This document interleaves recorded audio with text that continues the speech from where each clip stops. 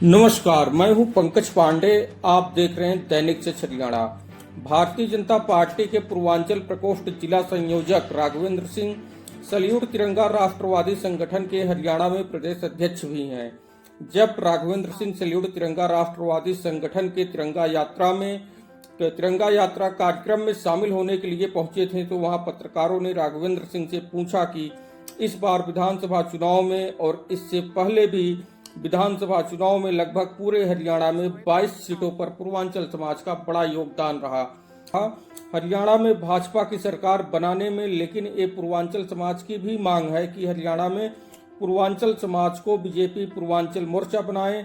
उस पर राघवेंद्र सिंह ने क्या जवाब दिया, दिखाते हैं आगे की खास रिपोर्ट में आपको। सैल्यूट तिरंगा अंतर्राष्ट्रीय 20 देशों में कार्यरत है, 28 राज्यों में भारत में कार्यरत है।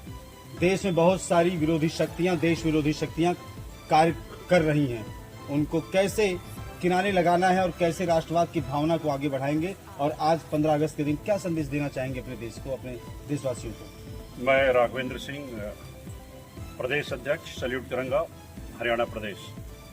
आज जो हमारा ये संगठन काफ़ी बढ़ रहा है, इसमें युवाओं को काफ़ी आगे बढ़ाया जा रहा है। और इस स्वतंत्रता दिवस के अवसर पे अभी हमारा एक बहुत बड़ा कार्यक्रम हुआ था दिल्ली में, उसमें युवा आयोग बनाने की मांग की गई है। उसमें संगठन काफ़ी कारगर है और युवा आयोग के लिए जो है बहुत ही जल्द रामलीला मैदान में एक बहुत बड़ा संगठन का कार्यक्रम होगा।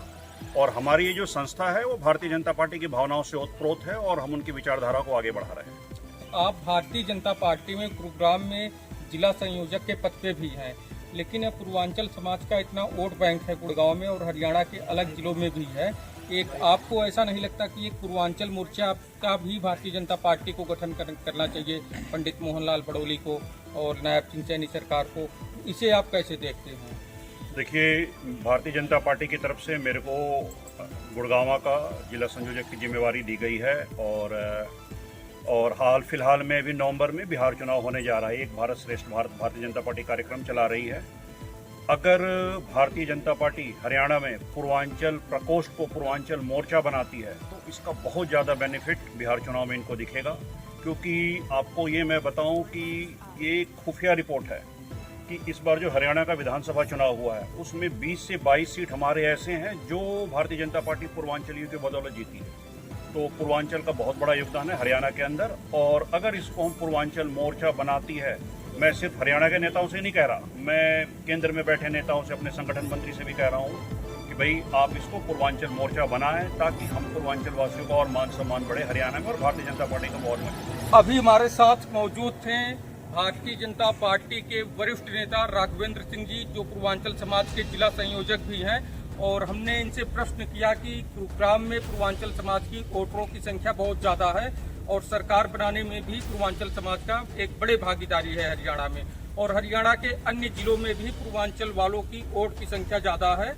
और एक पूर्वांचल मोर्चा का गठन होना चाहिए, भारतीय जनता पार्टी को करना चाहिए, नायब सिंह सैनी सरकार को करना चाहिए, पंडित मोहनलाल बड़ोली जी जो प्रदेश अध्यक्ष हैं हरियाणा को, उनकी करनी चाहिए।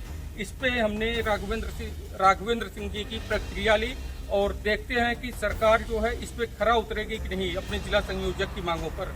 आगे की खबरों में बने रहने के लिए देखते रहें दैनिक सच हरियाणा। जय हिंद, जय भारत।